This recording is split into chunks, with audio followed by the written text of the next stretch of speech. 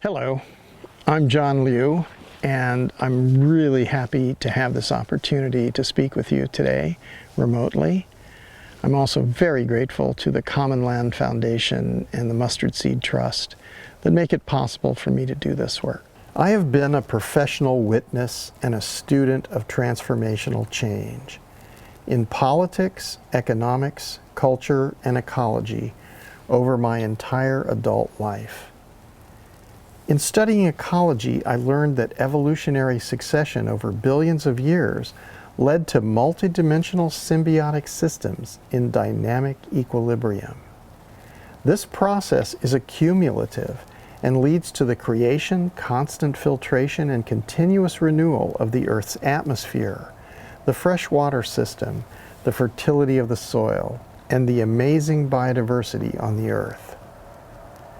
Observing and analyzing how human beings over historical time have degraded natural Earth systems is of critical importance. Most emphasis has been placed on the egregious emission of CO2 and other greenhouse gases. This is both an inconvenient truth and a partial one. I have directly observed that human impacts from devegetation and other types of alteration of the Earth's biological systems allow solar radiation to directly hit the surface of the Earth, raising surface temperatures by very large amounts. This phenomenon unnaturally creates thermal drafts, driving moisture into the upper atmosphere, where it is no longer nurturing the soil and the vegetation, but instead is twice as impactful as CO2 as a greenhouse gas. We do not only have to restore carbon equilibrium, we also must restore the hydrological cycle, the pedosphere, and specifically the habitat for microbial and fungal communities that form the basis of the web of life by making minerals and nutrients from geologic materials bioavailable to plant and animal life forms.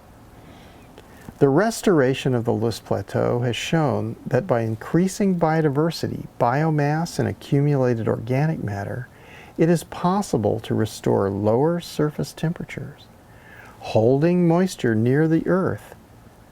By restoring the canopy, solar radiation is interrupted, creating microclimates that help recharge the lower hydrological cycle. It is possible to restore large-scale degraded landscapes that have been degraded over vast areas and over long historic time frames. Ecological restoration is not theoretical. It is physical, and the actions of millions and billions of people are needed to reverse human impact on the climate, making ecological restoration also the way to ensure full employment, food security, physical and psychological health.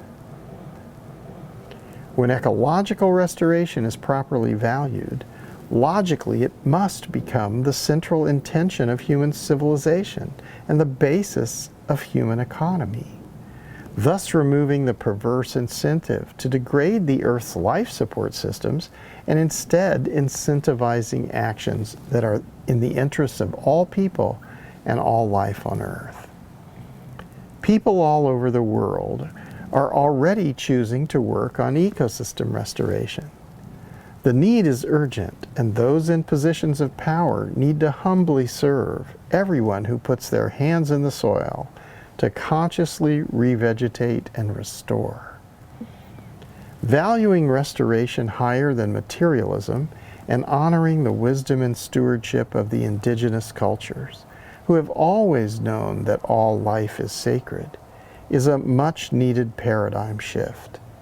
This is the answer to both restoring the Earth's ecological function and also to bringing justice to those who have been and continue to be so badly abused by the spread of false beliefs based on selfishness and ignorance. In restoring the Earth's natural ecological function, we all have a role to play. If we all play together, it's going to be both effective and a whole lot more fun. I'm very happy to have the opportunity to speak to you, especially to those of you who are living together in Makaveli or Makavale, I'm not sure exactly how you say that, camp in Uganda. Scientific evidence tells us that we all share the DNA of a common ancestor. This means we're all part of one family, and we're all Africans. Some of us live in extreme privilege, and some of us are suffering. And I think as a family, we all need to stand together and help one another. And what we can learn is that what's in the interest of all is in our own self-interest. For many years, I've been studying ecological function and dysfunction in terrestrial ecosystems. And I have learned that it is possible to rehabilitate degraded landscapes, including lands that have been degraded over long historical time and over vast area. This knowledge is of extreme importance for you and for everyone on the earth. And I hope what's taking place now in your community is going to help to affect people all over the world. Because once we understand that we're all in this together and that we have the ability, we have the agency, we have the right, and we have the responsibility to restore degraded lands on the earth, then nothing can stop us. We're required to restore all degraded lands on the earth because this is what brings us life, which will bring life to our children, future generations of life of all kinds. And we don't have the right to destroy this. We have free will, but we're somewhat constrained in what we can choose at this time. The mistakes made in the past have led to a series of cascading crises. And the refugee situation that you're experiencing and that is happening more and more all over the world is part of this systemic dysfunction. And we need to focus very carefully because we have to have peace in order to restore the earth. So we can't continue with the cycle of violence and revenge that has been going on for thousands of years, actually. We need to recognize that the needs of everyone and all life are what we as individuals need. So our self-interest and the needs of everyone and all life are exactly the same. And we've been making a gigantic mistake by thinking that materialism, that by extracting and manufacturing and buying and selling things, that we were creating wealth. But actually we were destroying the life support systems on the planet. And we were doing this with things which are ephemeral, which end up on the trash heap. They're garbage, they're ruins. And we don't want to be making the ruins that people will discover in the past and wonder, what were those people doing?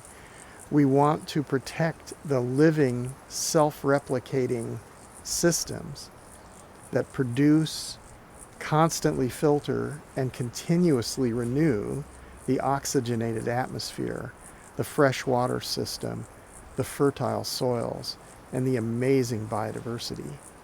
And we need to come to this realization that we live in paradise. We can choose paradise, or we can continue to destroy paradise and live in hell, or maybe not even live, go extinct. So we're at a crisis point, an inflection point in human history, human civilization. And for you, your survival, your happiness, your health depend on a few things. They depend on you and all of us being able to work together effectively and efficiently. They depend on the water that is cycling in the system. Uganda is at or near the equator. The ability to grow things there is enormous. So you must balance the water cycle. You must balance the soil fertility. Also, tropical soils recycle themselves very rapidly. So if you don't have sufficient organic material, you don't have sufficient vegetation, then you'll destroy that system. So there are essentially these various systems, and it's all interconnected. So the soil, the fertility of the soil, the beauty and the productivity of the vegetation, the amazing biodiversity, and the water cycle and climate and weather regulation, they're all the same. They're all part of an ecosystem. So they don't exist in isolation. The water is not separate from the soil, is not separate from the plants, is not separate from the atmosphere. They're all working together in symbiosis, and we are as well. So I would just say, I'm going to send you other films that you can watch again and again to learn these principles. But there are certain things that you badly need to do together. You need to make sure that the community is fed. And I think the best way to do this is create central kitchens and work together with the producers of food and the storers and preparers of food and the people who need to eat. And so as a community, as a family, we need to build the heart and the hearth of the community. This is the kitchen. So together, build the kitchen and feed everybody. Don't make it a business. Make it life. It's a joyous occasion. We're breaking bread together. We're eating together. We can have all the best recipes from your grandmothers and grandfathers. Some men are good cooks. And we need to have tools. So let's not do this in a transactional way. Let's put together beautiful creator spaces that serve the community. That means everyone has access to tools. Everyone has access to repairing things, to training. This also ultimately leads to employment, full employment for everyone. So we want to have food security for everyone. We want to have full employment for everyone. And then we have to restore the water, the soil, the plants, and the and the biodiversity. So we can do all those things if we work together. And I have now studied this for 3 decades, and I've been to many parts of the world, including many times to East Africa, and I can tell you that this works. It works to restore the earth. It works to collaborate with one another. And this work is more valuable than money. So when you create and restore functional ecosystems in your degraded landscapes, you're doing something which is extremely valuable. And the society and human civilization must recognize this. You can't try to buy it and sell it. You can't do nothing and wait and say, give me some money and then I'll do it. You have to do it. And then that feeds you, that gives you meaningful work, that saves your lives. And the society must look at that and say, these are heroes. These are the most important people on the planet. And they're leading us to a sustainable future and a functional ecological future. So that's what I really wanted to say to you. I've been considering what could I say to you, and I have said so many things. There's a lot of writing and a lot of films that I've made, so I'm going to send these to you. You can watch them. But this is what I want to say to you specifically, and I hope I'll be able to come to Uganda soon. I know I will be in Egypt later this year, so not so far. It's a possibility. So stay in touch, study, work hard,